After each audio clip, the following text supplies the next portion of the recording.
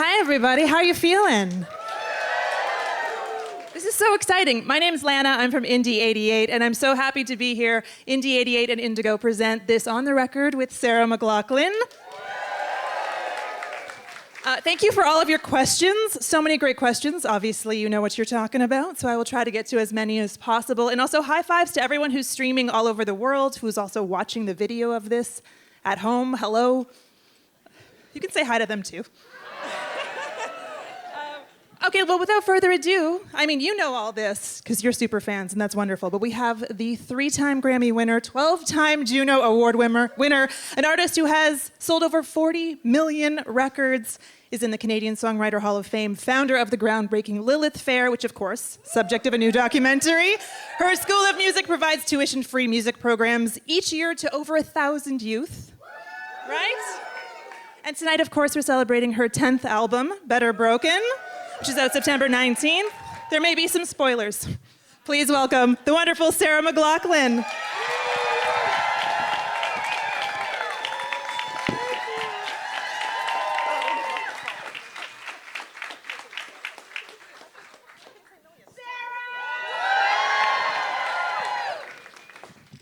Hi. Lovely to see you. Oh, thank you. Lovely to be seen. It's nice to be back. Oh, beautiful. I mean, it has been a minute. It's been a hot minute, yeah. How are you adjusting to this? This is kind of the in-between, the album's done for you, it's not out for the rest of the world. How does that feel? Well, I'm impatient. I wanted to come out. I mean, we were almost finished in January. And then you have to wait, you know, there's a whole long process to get into the queue to properly set it up. And I'm not the only artist on the label, as it turns out. How dare they? Yeah. So can we go to the beginning? I always like to ask, what was your headspace like getting into Better Broken?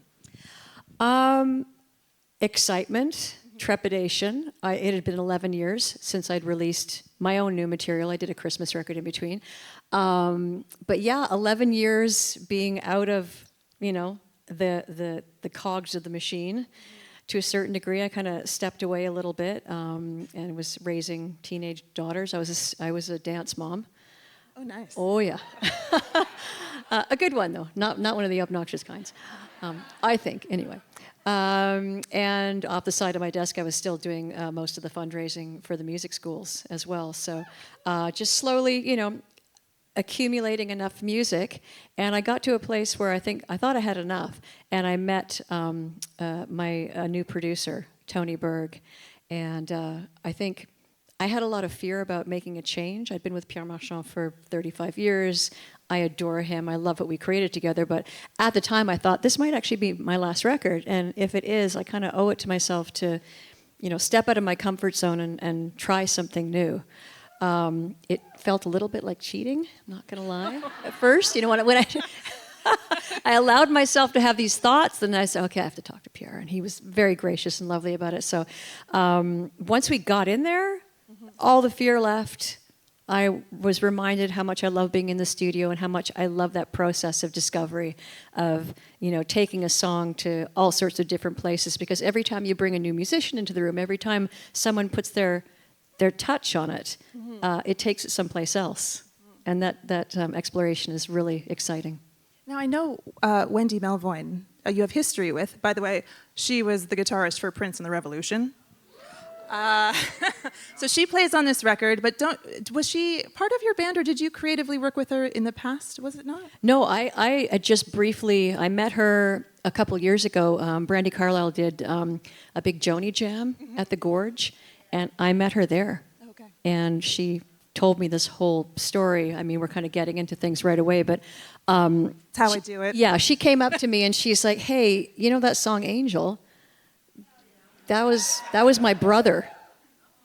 That was my brother you wrote about, Jonathan Melvoin, the Smashing Pumpkins keyboard player who OD'd on heroin in a hotel room, and which was the impetus for the song Angel. And I had, you know, I hadn't made the connection, and she said, I just want to say, you know, that song was it was really powerful at a really tough time in our life. You know, she's crying, I'm crying, and it's just this, you know, intense moment.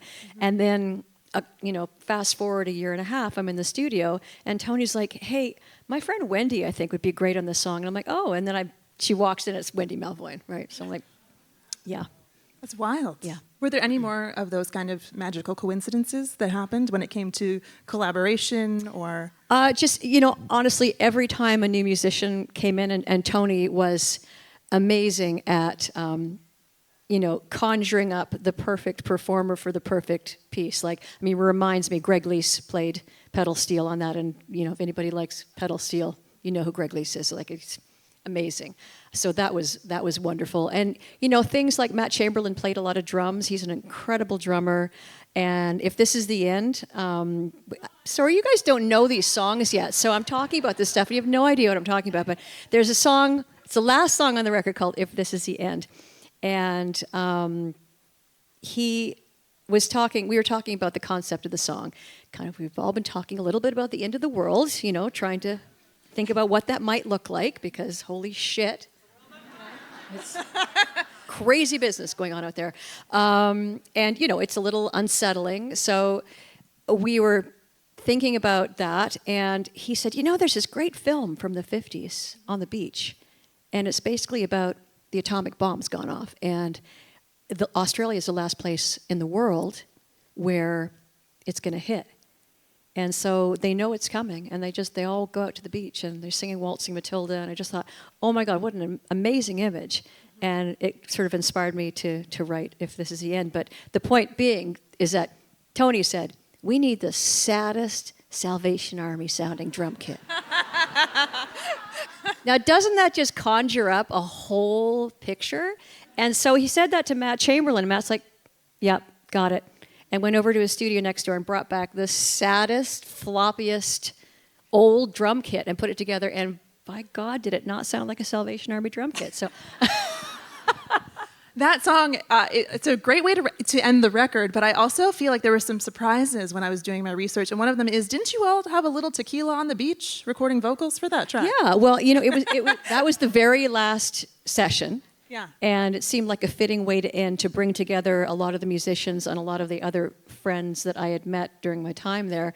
And, yeah, get really drunk and sing gang vocals, because, you know, the idea of everybody singing that chorus at the end just felt really inspiring. So Tony, bless his heart again, made the suggestion that we should be drinking as well. So, yeah, there was some tequila consumed. We do have a listener, James Morrison. Are you in the audience? Yeah, oh, right up front. Filming, okay. This is your time to shine. Now we're not going to know about your emotions. Are you okay with that? Okay. Just listening to Gravity makes me very emotional. And how do you manage to sing it? That's a really good question. I managed to sing it because I'm in a different place now. And I think one of the most beautiful thing about writing for me is that it's so cathartic. It's basically therapy. And it's a way of processing stuff that I'm going through. And it's not like I come up with any amazing answers or, you know, I've got to the other side. It's a place to put it. But the process of writing it does really help me kind of find a place to put it where I'm okay with it. And honestly, that song and all of my other songs, especially the particularly personal ones, for me, all I feel when I sing them is joy, because there's such a beautiful release in singing and knowing that I was there in that really tough place with my child, and we're in such a better place now. So for me, I don't want to say it's a happy song to sing. It's not. It's an intense, deep song, but the feeling is kind of joyful and freeing. Yeah. Thank you for that question. We do have a question from Krista, who's streaming in North Bay, who wanted to know, what is your key to maintaining a busy brain? Balancing career, family, love, death. We know you make music. But what else? Tequila on the beach? No. Very seldom. I don't like having a busy brain. I like having a calm brain. But she's right that there's, we're all balancing a lot of things, being parents, working, trying to manage our social lives and manage the craziness that's going on in the world, and how do we deal with all of that uncertainty. Nature plays a huge role for me. I have 2 dogs, and we hike every single day. They're, no matter rain or shine, they force me to get up and out the door because they just look at me like, with, how could you just be sitting there when I haven't exercised yet? And there are certainly some days, especially living in Vancouver, where I'm like, oh my God, I really don't want to leave the house today. It's monsooning again. But we do every day, and being out in nature, in the woods, is like walking meditation for me. I ski a ton, and I skate ski a lot in the winter, and that is a relatively solitary thing too. I love going up by myself and skiing at night. That's really magical, and it's just, physically using my body, that feels really great, and it grounds me. And then making music. Making music is obviously paramount. Yeah. Don't apologize to me. We're here for you. Please. Do you listen to music when you do any of those activities? No. No, I'm often writing music. Mm-hmm. Like when I'm walking, I'm usually thinking about lyrics. I'm thinking about something that's going on in my life, and it's just another form of processing. Mm-hmm. What song on the record came together the fastest? Just lightning in a bottle, really quick. Or was it all more... Oh, shit. Doesn't actually have the names on them. Just screwed it up. Reminds Me. Okay. That was probably the quickest one. I wrote that really fast. Song. Yeah. Yeah. Yeah, that was actually a birthday present for my sweetie. Aww. Yeah. And I don't know about y'all, but I went down the Yellowstone rabbit hole during COVID, and, there was nothing else to do, so we watched, besides, be outside, but we watched a lot of telly. And, I really kind of fell in love with Yellowstone and that whole cowboy country love song stuff. So I thought, I'm going to try and write a country love song. Mm-hmm. So, yeah. And there's another yet another song you haven't heard yet. I'm sorry, but... So there's no association. But this is a little sneak peek, though, Yeah. Right? You're going to get the record in a week, and then you'll be like, oh, okay, the cowboy love song. It's called Reminds Me, by the way. There is one song, I don't remember, and you all would probably also know. Is there a swear word on any Sarah McLachlan songs in the past? Building a Which Mystery. Ones? Okay. Is there any F words? Yeah. Oh! Because for some reason it was very poignant. There's one song that definitely has a big... It's very different. Beautiful Fucked Up Man is very different. Oh, right. Yeah. Oh, of course. That's kind of soft somehow, It was a softer Yeah. F-bomb. Yeah. No, there's a much more decidedly angry F-bomb in this one. It's a little spicier. A little spicier, yeah. Can we talk about that track? Yeah, once again, they've not heard it, but... I know, you haven't heard it yet. It's called One in a Long Line. Mm-hmm. And I wrote this with Anne Previn, who I brought in to help with some lyrics, and she's a wonderful songwriter. She wrote that song, Torn. I'm all out of faith, this is how I feel. She was in a band called Edna Swap. Yes, exactly. Yeah. Anyway, she's another great friend of Tony's, so he's like, hey, you need help with some lyrics? I got the gal for you. So anyway, we had a great conversation. And she was helping with one song and wrote a few words and a melody and changed the melody of another song, which I was like, nah, I don't like that, but I really like this, but not for this song. And it kind of inspired One in a Long Line, which is basically about... how I was feeling about Roe v. Wade being overturned and the general erosion of women's rights and just the way things seem to be heading in America in particular, but honestly, a lot of places in the world. And I was just really upset by the fact that we seem to be going backwards, and thinking about my mother and our mothers before us who worked so very hard to put these rights into place that we kind of took for granted. And to see them being stripped away, I know I have 2 daughters, and I believe they should have agency over their own bodies. I believe every woman should have agency over their own bodies. So I was kind of pissed off, and feeling it in my body. And I needed, a part of this record for me, and part of the process of writing it was like, what do I have to say? I'm 57, I'm white, I'm privileged.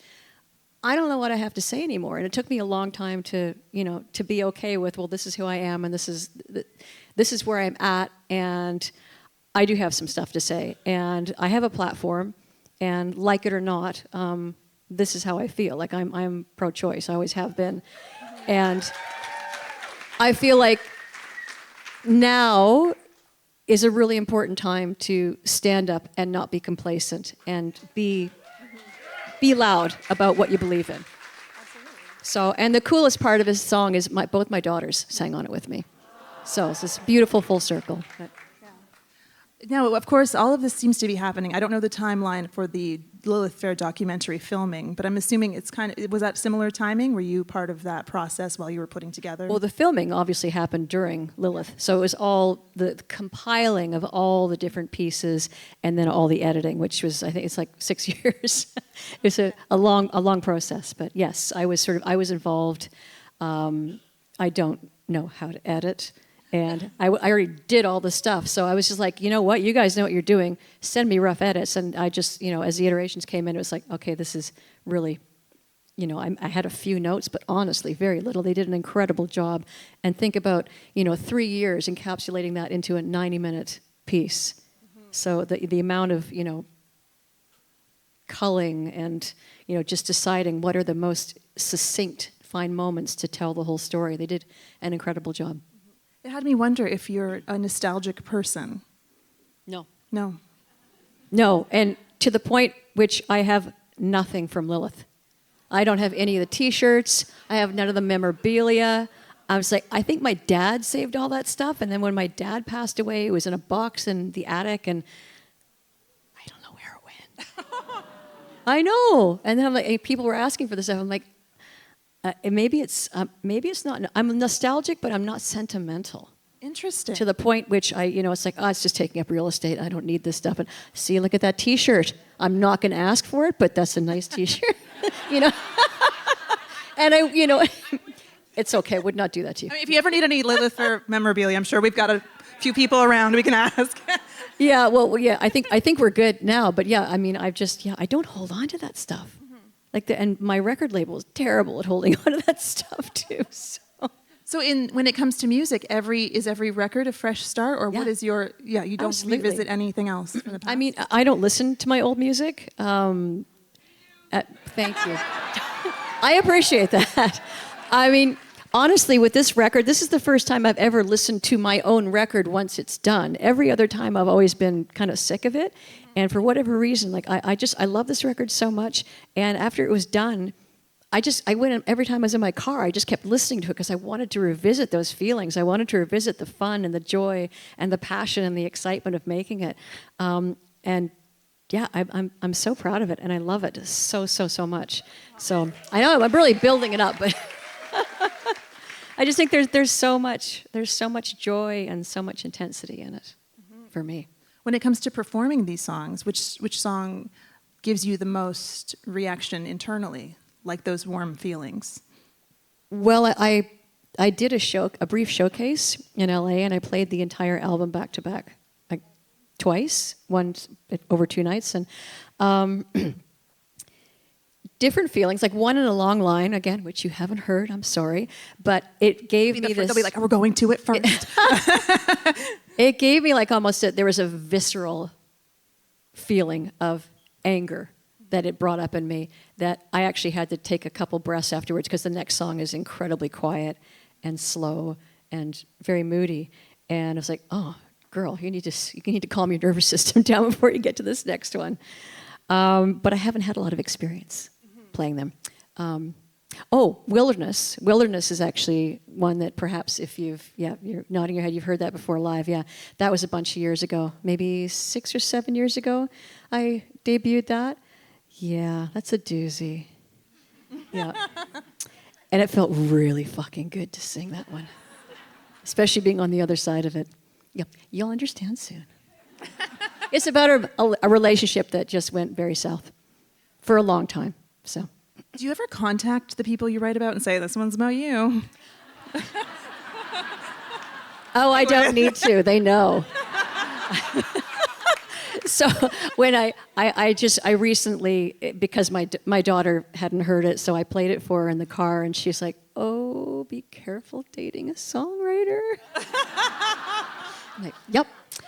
But you had another part to that question, and I wanted to answer, and I totally, this is menopause brain, I totally gapped on what you were saying to me, but what were we talking about? We were talking about Nostalgia. We moved past we were that, talking though. about the songs that feel really great, the new songs to perform live.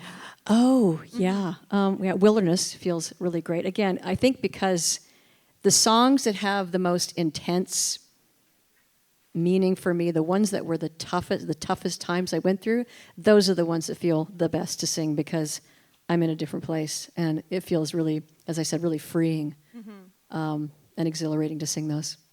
We have so many questions. I'm trying to find... Here we go. Thank you for your questions. They're very good.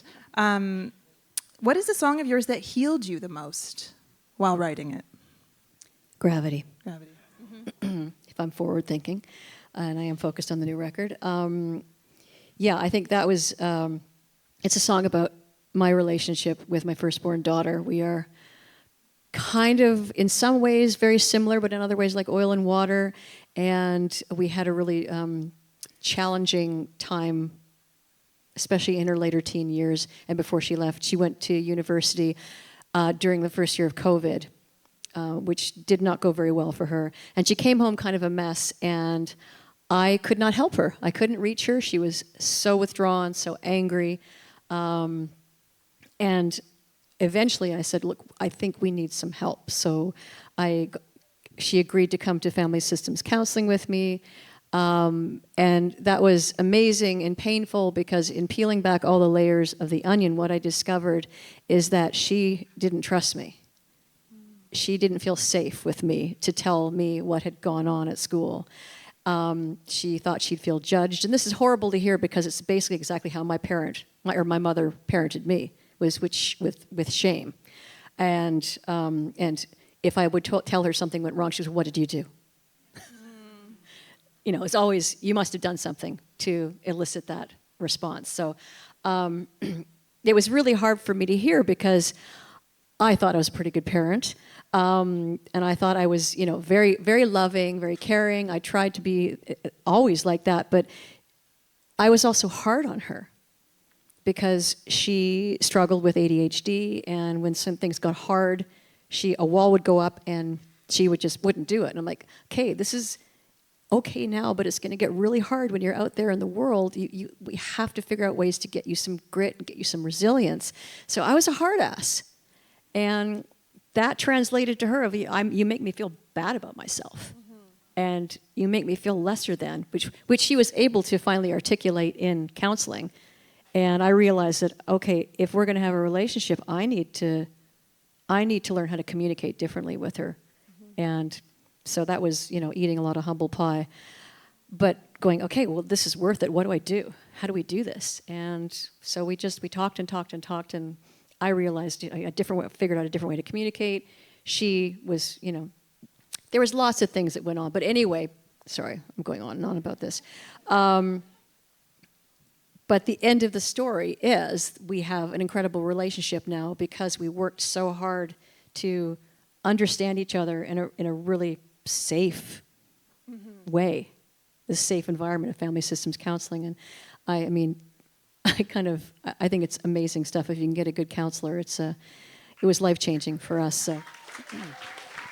Really wonderful to also have, I guess you probably have certain boundaries regarding personal, professional, what you want to share, but to share that also will continue to help other people. Yeah, and someone else asked about, you know, maybe it was you that asked, do you tell people what the song is about? I mean, I sent this to my daughter very early on, and I said, it's going to be on the record. Are you comfortable with this? And she goes, oh, yeah, it's beautiful. I love it. And I said, are you comfortable with me talking about the story? I said, it's one thing for me to talk about my own feelings and my own experiences, but it's quite another thing to bring somebody else into it and open up their vulnerabilities. And she goes, no, I'm totally fine with it. I'm good. You should talk about it. Because she feels the same way I do about the experience we went through together. It healed us. it made us stronger and way more connected. So I think she feels the same way. So What was it like to be in the room when you played it for her? oh, I didn't. You didn't? Oh no. You're like, check your email. I pressed text. I sent it on text. I was like, oh, and I held my breath, and then she didn't respond for like a day and a half. Wow. Yeah, and I'm like, I text her, I go, did you hear the song? And she goes, oh yeah, Mama, I loved it. Like, okay, you know, they move on. Okay. We hold on to shit way longer. I would be panicking. Oh, wow. Yeah, I don't think I slept that night. We have a question regarding, it's about actually your beautiful voice and how to protect it. This is from... Don't talk. Oh, sorry. No, it's okay. So Flora, who's streaming in Barrie, says, you still sound exactly the same today as you did 30 years ago, and how do you protect your voice? Well, I don't talk very much. I try not to talk. I mean, I'm getting really hoarse now because I've been talking all day. Honey and lemon and hot water ad nauseum all day long. That really helps. And warming up a lot. I have a nebulizer, which is like just clear water. Hydration is super important, drinking lots of water. Yeah, and warming up and not talking. I'm so boring. Like when I go on the road, I'm by myself all day, and I come and do sound check and go be back by myself. Like the other thing is for me, I have a bit of a blood deficiency, so I tend to get colds and flus very easily, which is what happened last year when I had to cancel the Fumbling Towards Ecstasy 30th Anniversary Tour in Canada. I'm sorry about that. There was no getting around it. I went down and lost my voice for 4 months. And, you know, I went to a couple different ENTs, and they're like, oh, yeah, you've done damage. So I had to spend 3 months on vocal rest and then go and start doing rehab and stuff like that in the spring. And, you know, through the winter, I was unsure whether I'd actually be able to sing this record or not. So that was a bit rough because it's kind of like, yeah, it kind of defines me a little bit. Yeah. My singing. I mean, I'm lucky there are other things too, but that was like, I was, you know, okay, so if I can never sing again, it's like, okay, I've got a lot of other things that bring me joy, but that'll really be a bummer.